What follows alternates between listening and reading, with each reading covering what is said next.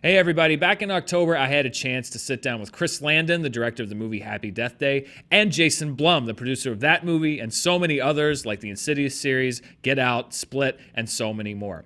I think it was a great discussion about the state of horror movies today and Happy Death Day, and since we weren't able to run it back in October, we're bringing it to you now since the movie was just released on Blu Ray. Enjoy!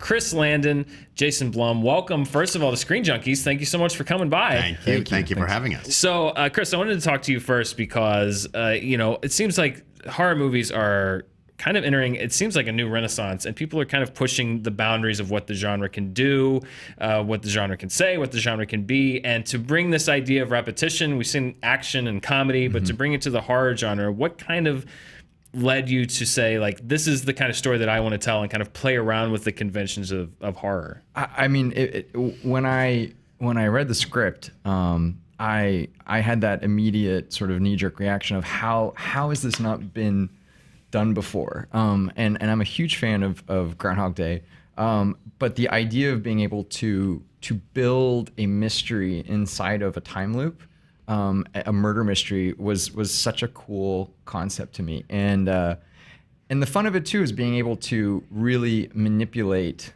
time in that day over and over and over again. Of course, you two have worked together, you as a writer, and then Jason as a producer on Five movies now. Five movies. You know, 8 years. If anybody knows horror, Jason, I mean, it's Chris Paranormal Landon. Activity. No, it's Chris Landon. But I mean, as a producer of just Paranormal Activity, Sinister, all of these movies that have just kind of been the last 10 years, when you're looking at a movie like Happy Death Day, as a producer, and you do so many different projects, what made you say, like, I want to add this to the board and put this under Blumhouse and bring this to everyone? The reason I did this movie is actually quite different from Chris, which is I read the script and I would not have done the movie based on the script. But the reason that we did the movie is because Chris was attached to the script. And we have done 4 movies together.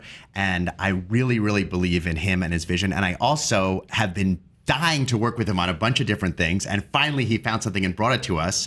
And so it was 100% him and his vision of what he was going to turn this script into. And he rewrote the script. And that's why we made the movie. All the movies that you mentioned, we really bet on artists who love these movies and understand these movies. And Chris, I've had nothing but great experiences with him over and over and over. The fun thing about Happy Death Day, unlike Paranormal Activity, that was a big machine, and we were all working for other people. And on this, we were working for ourselves, and it was so fun to do.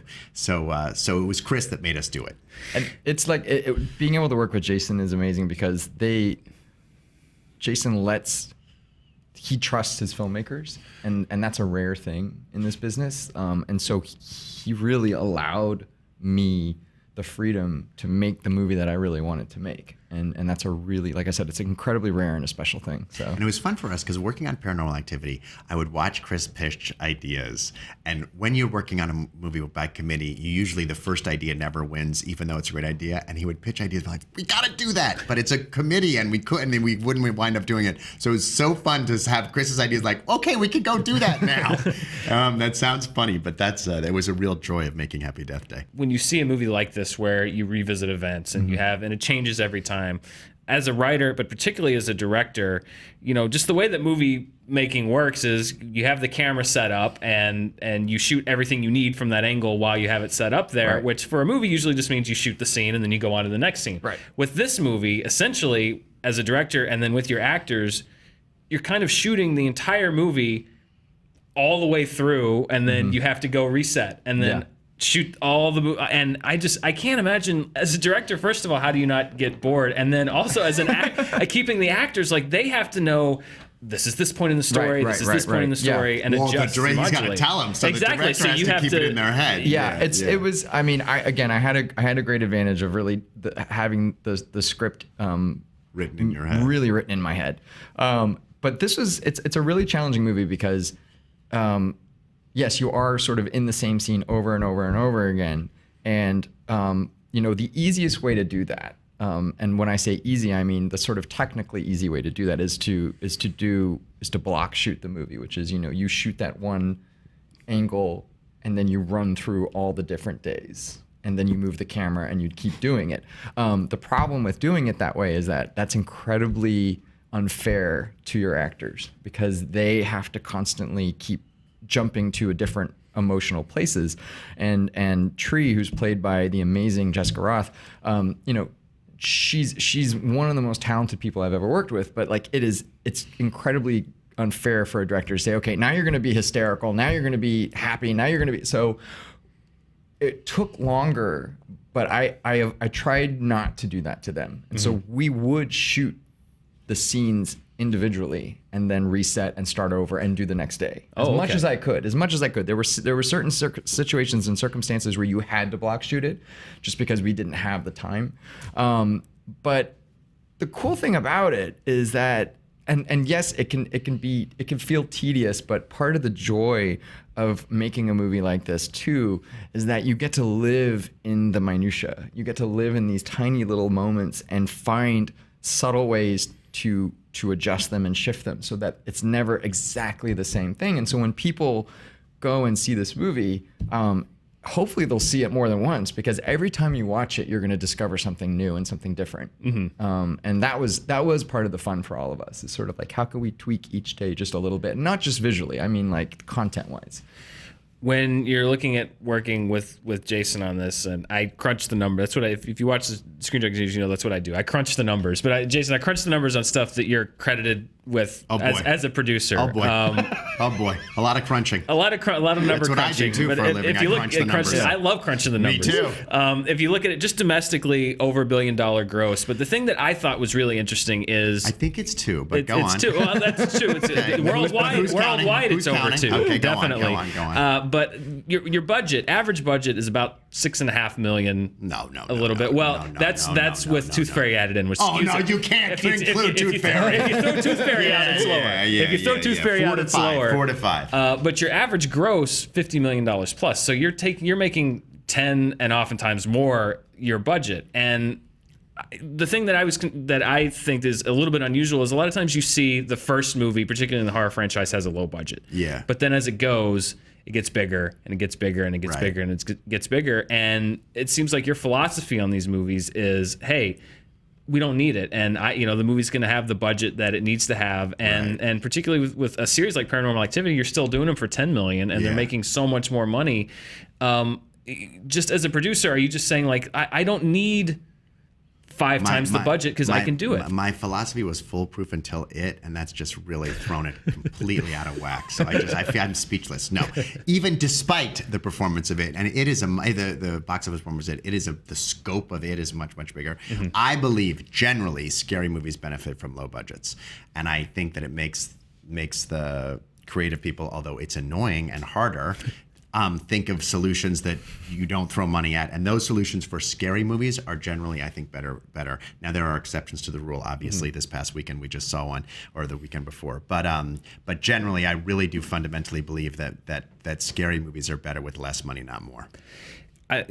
We've kind of seen this model, particularly in the last year or so, of even blockbuster movies like Logan, Deadpool, even Wonder Woman, that obviously aren't made cheaply, but they're made for less than the average blockbuster would be, because it seems like you're getting directors that may be taking a cue from what your formula is, just like, hey, I don't need $300 million.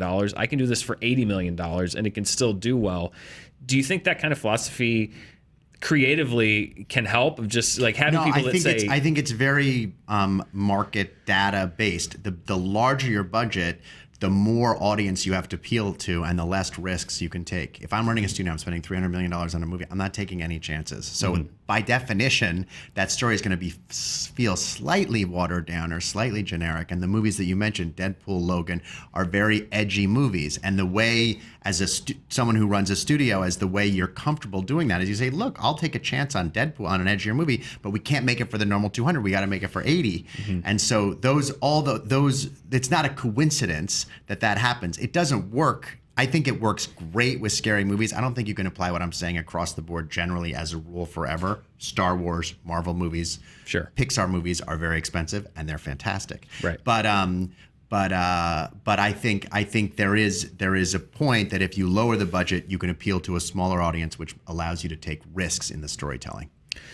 When you look at kind of the overall picture of the horror genre, I think a lot of times it's cyclical, where you have somebody kind of like what John Carpenter and did in the late 70s, then Wes Craven, and they kind of genre bust and invent a new way of doing things, and then for a few years, people kind of riff on it, and you see the horror movies kind of become cyclical and the same, and then somebody else comes in and does something different, like what Wes Craven did with Scream in '96, and then people kind of do the self-referential thing. And I feel like we're kind of on the uptick of that cycle with movies like Happy Death Day and Get Out and Split.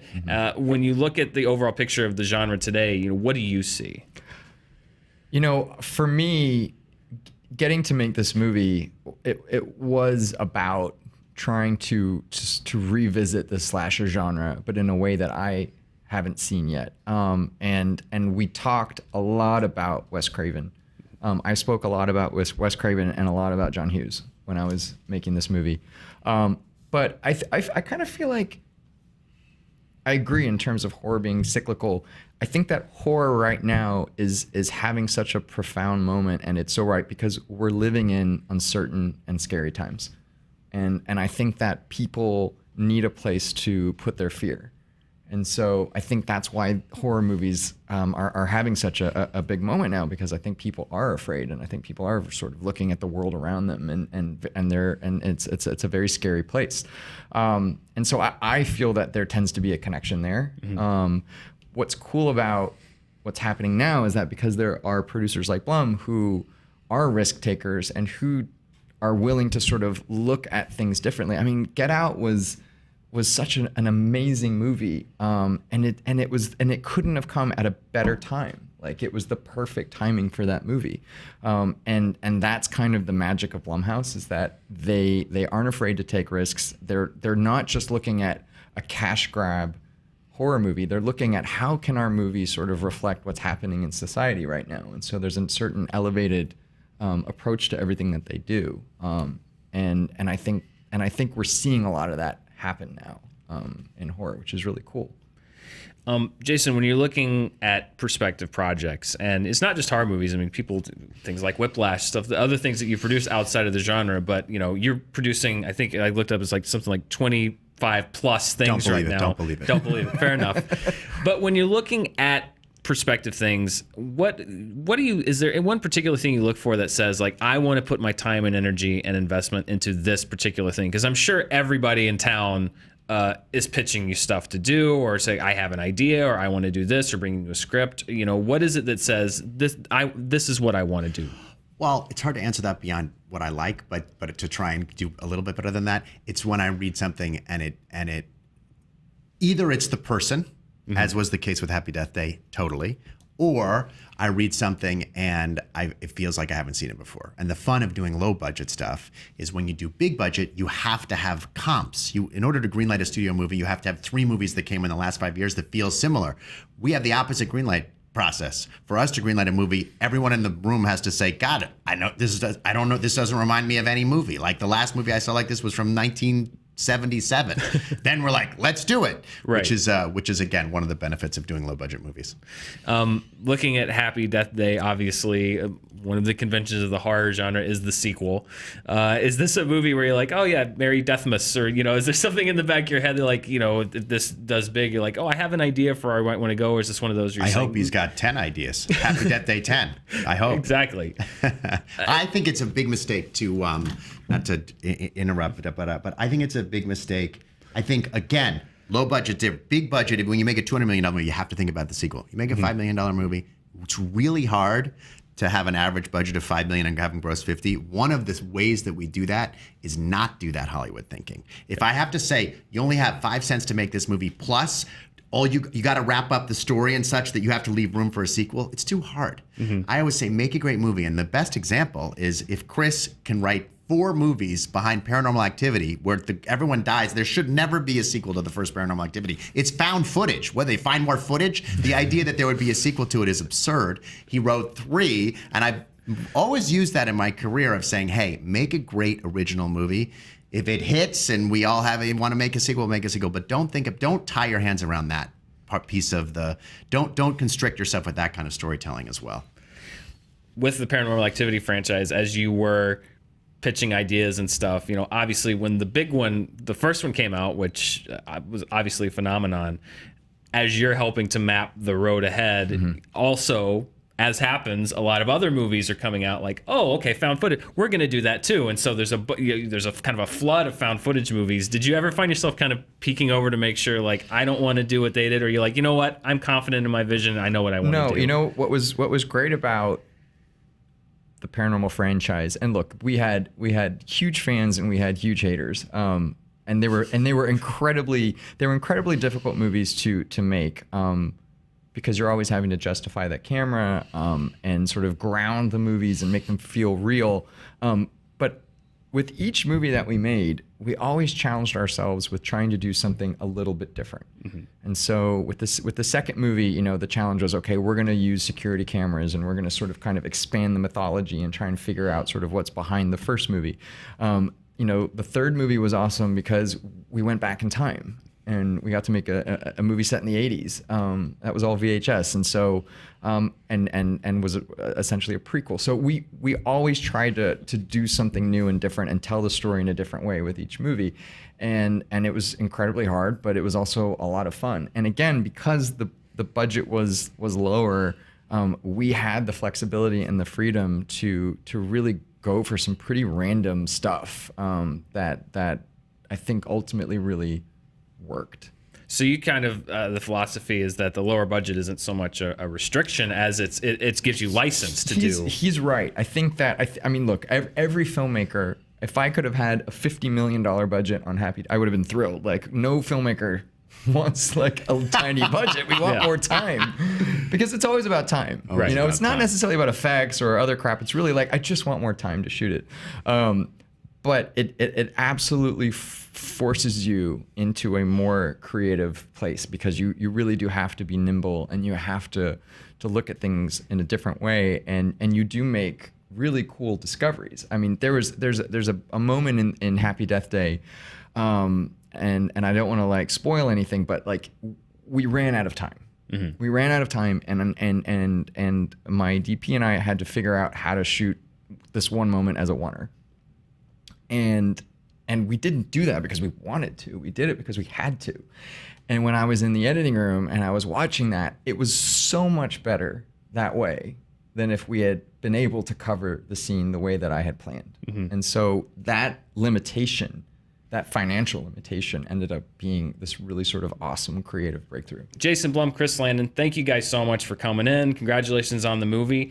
And if you want to see continuing coverage of everything that's coming out, be sure to stay tuned right here on Screen Junkies News. Until next time, we'll see you. Thank you. Thank you.